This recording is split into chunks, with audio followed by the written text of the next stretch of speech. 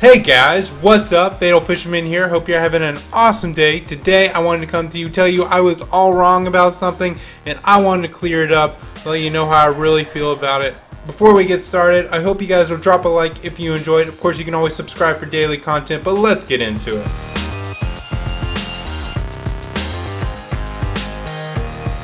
So, I want to chat with you guys. I want to kind of update you guys on Rainbow Six Siege and my thoughts on it, because when I originally reviewed it, I think I gave it a lower grade than I think it really deserves. So I'm going to list you guys a few reasons, a few examples why I think this game deserves probably an A or an A plus as far as one of my favorite games of the year. So let me share a few of those with you. The things I love about this game, I know I mentioned a lot of these in my previous review video, but I wanted to bring them up why I think this game is so great. The strategy in this game is unbelievable. Like I mentioned in my earlier video, Rainbow Six Siege is like Call of Duty Search and Destroy on steroids, and man, I'm not kidding. This is not your run and gun game where you can just kind of run and hope you run into somebody and kill them the first height you see them at. This involves a lot of strategy, communication with your team, and planning out what you're going to do every single time.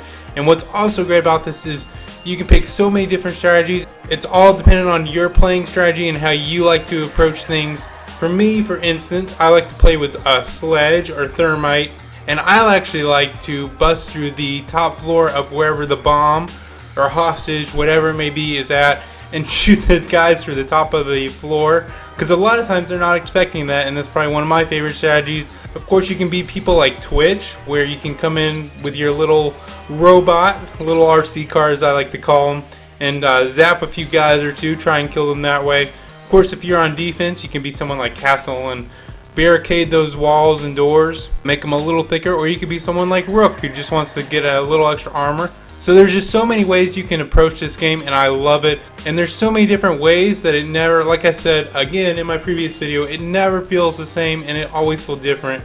And one other thing I love is the amount of communication this game involves. Like I said, this isn't your run and gun game. This is kind of similar to my last point, but this game requires lots of communication, lots of call outs, a lot of planning out strategy, and I love seeing what happens when you communicate with your teammates and the results that come from it.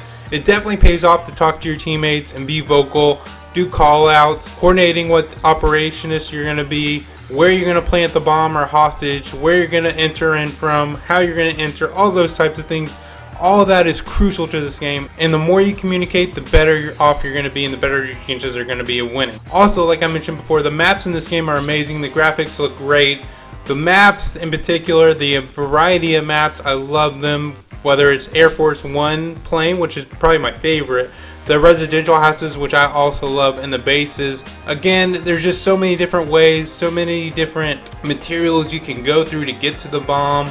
The maps are made up of so many different materials to go through to get to your objective, and so that always requires different strategy, and I love that uniqueness as well. But as I was saying at the beginning, man, I can't get over this game. I just can never put the controller down. I just want to keep playing again and again and again, and I just find myself, man, oh, I got 15 more minutes here, 15 more minutes there, and just trying to fit in another match here or there as much as I can, because I just cannot get enough of this game. I love it. I love it for all the reasons I just mentioned. And it just feels like a totally different game than most of the games that we see come out on a regular basis, like Call of Duty or Star Wars Battlefront or even Grand Theft Auto. It's just a different twist, and I love how unique it is. And I just love how fresh and new it feels. So you're probably wondering, what would I regrade this? Originally, I gave it a B-. If I had the chance to regrade it, which I guess I can because I can make my own videos like this one, I would give it an A+.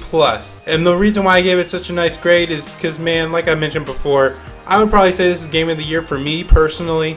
I just can't put the controller down. I just love how every match feels so much different, and what it requires to win, the teamwork, the strategy, just all the combination of that just makes this game feel so fresh and so replayable, even though there isn't a single player, which I do hate, and I still wish they would have added that. Just the uniqueness of each match makes it feel like a whole new game again and again and again, and I just can't put the controller down. Again, I'm not a big fan of the season passes, but I will say this one's only $30 instead of the usual $50, which is nice. But again, at the end of the day, I just love this game. I know I keep saying this over and over again, but I just cannot put the controller down. I just love how each match feels.